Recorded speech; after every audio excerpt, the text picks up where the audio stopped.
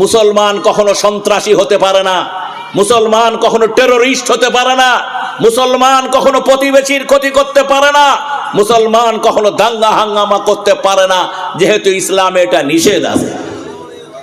হাজার হাজার বছর ধরে এই ভারত সহ পৃথিবীতে মুসলমানেরা রাজত্ব করেছে। আমি একটা উদাহরণ দিতে চাই।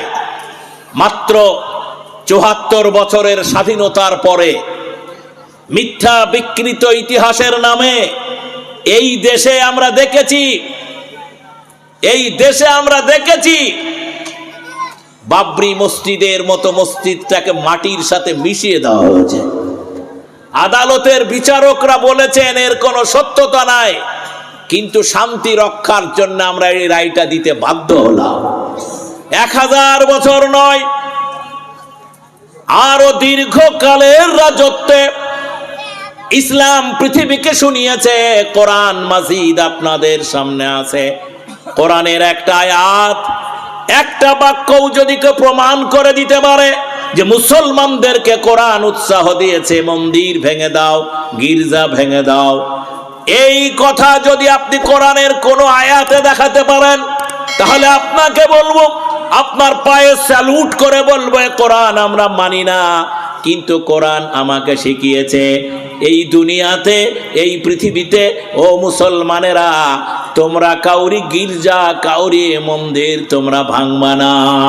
শুধু তাই নয়, আমার আল্লাহ বলেছেন যারা বিধর্মী, অন্য ধর্ম মানে, খবরদার তাদের দেবতারে গালি দিবা না। তাদের দেবতারে যদি তোমরা গালি দাও, তারা অজ্ঞানত বশত তোমার আল্লাহকে গালি দেবে, এজন্য তোমরা দায়ী হয়ে যাবে। এজন্য আমার কোরআন আমাকে শিখালো লাকুম দীনুকুম ওয়ালিয়া দীন। আমরা কোনদিন ১০০০ নয়, হাজার হাজার বছর রাজত্ব করেছে মুসলমানেরা। মুসলমান সবাই ভালো বলবো না, কিন্তু অধিকাংশই ভালো। কোরআন যেহেতু অন্য ধর্মের মন্দির, গির্জা এবং অন্য মানুষের প্রতি জুলুম করতে নিষেধ করেছে, তাই আজও পৃথিবীতে মুসলমানরা এটা অক্ষরে অক্ষরে মেনে চলে। কোন মুসলমান যদি মন্দির ভাঙে, গির্জা ভাঙে, জানতে হবে ও মুসলমান, কোরআন মানে না। কিন্তু আমরা অন্যদিকে কি দেখি, ধর্মের নামে আমরা মসজিদ ভাঙা দেখি। আমার আল্লাহ কখনো বলে নাই কাউকে জোর করে কলেমা পড়াবে, কাউকে জোর করে ইসলাম ধর্মে দীক্ষিত করবে, কথা আমার আল্লাহ কোনোদিন বলে নাই। আমার আল্লাহ বলেছেন লাকুম দীনুকুম ওয়ালিয়া দীন। তোমার ধর্ম তোমার জন্য, আমার ধর্ম আমার জন্য।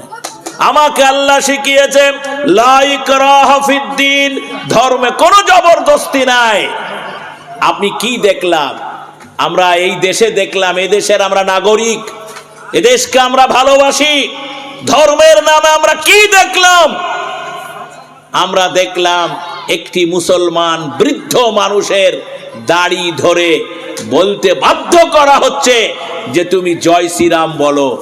সে মুসলিম বৃদ্ধ লোকটি রিক্সা চালক, রিক্সা চালাতে চালাতে কাঁদতে কাঁদতে বলেছে আমি মুসলমান, আমি কাউরি কোনো ক্ষতি করি না, আমার আল্লাহ ছাড়া আমার জিকির কাউরি করা যাবে না।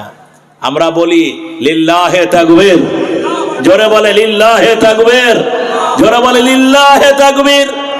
তিনি একথা মিডিয়ায় প্রচারিত হয়েছে, দুনিয়ার সংবাদপত্রে প্রচারিত হয়েছে। একটা বৃদ্ধ মানুষকে এমনি করে যুবকরা কে শিখালো তারে, কোন নেতা তারা শিখালো জানি না। বৃদ্ধ মানুষটি এই দেশের নাগরিক, এদেশের জন্য তার যাবতীয় শ্রম। সেই লোকটি জয় শ্রীরাম বলবে না, সেজন্য দাড়িগুলি ধরে তাকে কিল ঘুষি মেরে এমনি করে চাকু ছুরি চালিয়ে দিয়ে বলছে বল না হলে মেরে ফেলবো। এর নাম ইমান।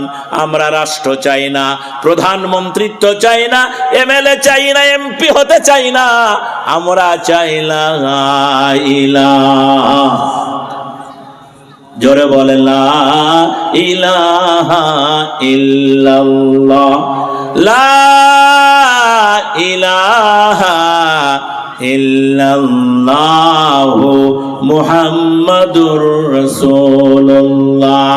এটা আমাদের ঈমান, আল্লাহ ছাড়া কোনো ইলাহ নাই। এইটা আমার নবী বলেছেন, তোমাকে কেউ যদি কেটে টুকরা টুকরা করে দেয়, তোমাকে শেষ করে দেয়, তারপরেও কি আমি আল্লাহর জায়গায় দ্বিতীয় আল্লাহ বলতে পারবো? জোরে পারবো, আরো জোরে পারবো। সম্মানিত সুধী মণ্ডলী, এটার নাম মুসলমানদের ঈমান। আমার হযরত বেলালকে উমাইয়া পারে নাই, হাতের আঙ্গুল তুলে নিয়ে, পায়ের আঙ্গুল তুলে নিয়ে, বুকের উপরে পাথর চাপা দিয়ে তার ঈমানকে কাটতে পারে নাই। সাহেব ভারত হোক চাই আমেরিকা হোক, আমার ঈমানকে কাটতে পারবে না ইনশাআল্লাহ। যারা বলেন নারে তাকবীর ইনশাআল্লাহ। বুঝতে পেরেছেন না পারেন নাই? আমরা এই কথাটাই বলতেছি। আমাদের দায়িত্ব কি? হযরতে বেলাল, তার কোন অপরাধ ছিল? একটি অপরাধ, লা ইলাহা, একটু বলেন, লা ইলাহা, লা ইলাহা ইল্লাল্লাহু মুহাম্মাদুর রাসূলুল্লাহ।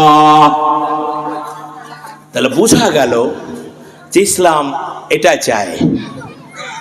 ইসলাম ধর্মীয় সম্প্রীতির পক্ষে কথা বলে, সম্প্রীতি রক্ষায়। এই পৃথিবীর আজ বড় সমস্যা সাম্প্রদায়িকতা, এবং এই সাম্প্রদায়িকতা সব থেকে ভারতে বেশি। কেন বেশি? যে ইসলাম সম্পর্কে বিভ্রান্তিমূলক কথা, মিথ্যাচার মানুষের মনের ওপরে ঢুকিয়ে দিয়ে একটা মিথ্যার ভেসাতি করে ইসলামকে কুলসিত করার চেষ্টা করা হয়।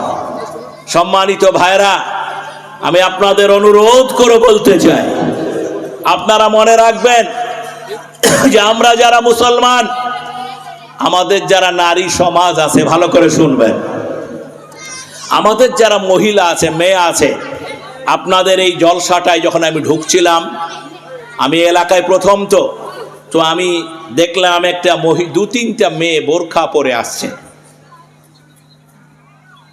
তো দেখে কালো বোরখা, আমি মনে করলাম যে এখানে ইসলামের আবাদ আছে। আপনি বলেন, মহিলারা, মেয়েরা যে হিজাব পরে, বোরখা পরে, এটা কি কোনো আলেমের নির্দেশে না আল্লাহর নির্দেশে? আরো জোরে, আরো জোরে, আরো জোরে। তাহলে মহিলারা যে বোরখা পরে, মহিলাদেরকে হিজাব পরার কথা বলা হয়, এটা কিসের জন্যে? তাদের নিরাপত্তার জন্য। আজকে আপনারা সবাই জানেন যে মেয়েরা যে হিজাব বোরখা পরে, তো আমি আপনাদেরকে বলবো যে আপনারা মনে রাখবেন যে আমরা বোরখা পরি, নামাজ পড়ি, রোজা করি, হজ করি, এটা কার হুকুমে?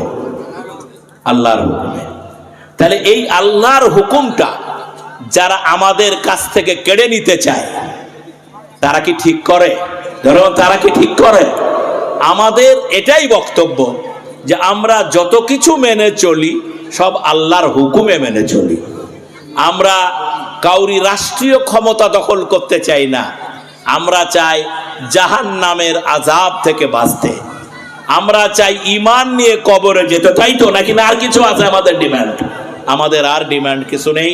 আমি শেষ বেলায় একদম আখরি ওয়াক্তে ভবানীপুর এলাকার যুবকদেরকে বলবো, পৃথিবী এখন একটু একটু নড়ে চড়ে বসেছে, বলুন আলহামদুলিল্লাহ। এতদিন একতরফা 100 বছর ইসলামী যে আইন আছে, ধরুন একটি ছেলে মেয়ে অবাধ জেনা করলো, তার একটা বিচারের ব্যবস্থা ইসলামে আছে না নাই? কেউ চুরি করে কোটি কোটি টাকা চুরি করে ধরা পড়লো, তার বিচারের ব্যবস্থা ইসলামে আছে না নাই? যারা আছে তো। এই ব্যবস্থাগুলি যত শক্তিশালী হবে, পৃথিবীতে তত অপরাধ কমবে।